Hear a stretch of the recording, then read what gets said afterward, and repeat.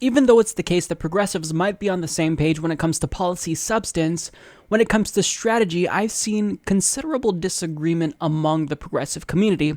So, case in point, if we're talking about, reforming the Democratic Party and taking over the Democratic Party, people will often argue, it's rotten to the core. You can't really do that. It's impossible. It's the party that's the problem. But if you talk about creating a third party, even if that party isn't necessarily politically viable or electorally viable, at least, even if we're using it as leverage, people will counter with the argument that that's just not something that's feasible with our current electoral system. And if you want a third party or more political parties, you've got to get electoral reform. And I think that both arguments are absolutely persuasive. Both sides have points that are really important. And this is why I've been someone who believes in the kitchen sink approach, where you kind of take all the strategies, throw them at the wall, and see what sticks. So I don't want people to think that they're forced to choose one strategy over the other. I want you to know that you can support reforming and taking over the Democratic Party while simultaneously trying to build up a viable Green Party or a third party or a People's Party. So what I decided to do to kind of gauge where progressives are at is I took to Patreon to poll my viewers with the question, going forward, which of the following strategies should we employ to get progressive policies codified into law?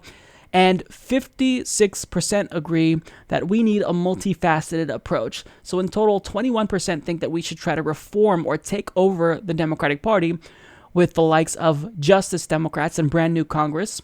7% think we should build up the Green Party.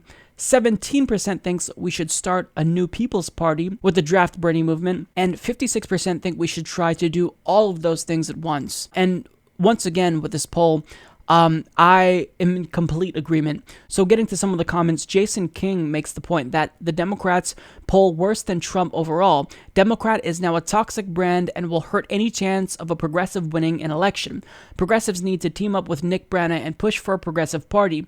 Dave Freed argues, we have to fight on every front. We can't leave any possibility of success out.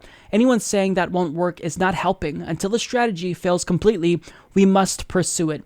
Christine says, I voted for all of the above because the American voter needs choice. For far too long, there has been a two-party system whereby the Republicans have been calling the shots and dragging the Democrats first towards the center, now further and further right. The political landscape has changed so much that I hardly recognize it from when I was a teenager. The Green Party needs to get their platform heard across the nation.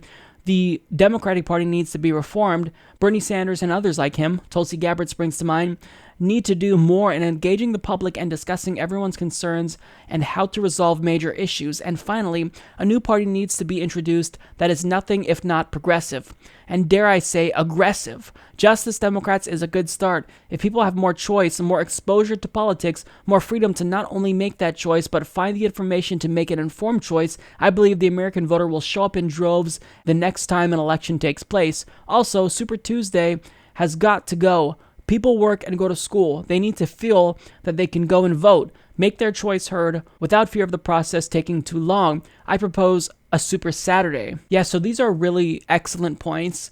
I really can see it from all angles, but certainly I maintain the stance that we've got to try everything we can to make a difference, because we all agree on the policy substance. It's just a matter of how we get those policies implemented into law.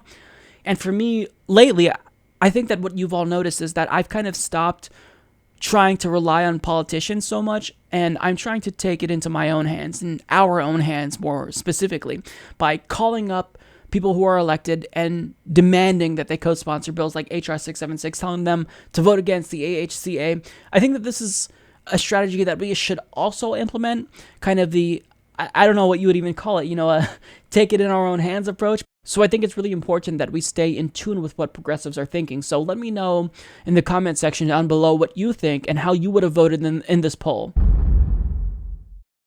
Support this podcast by joining the independent progressive media revolution today at humanistreport.com.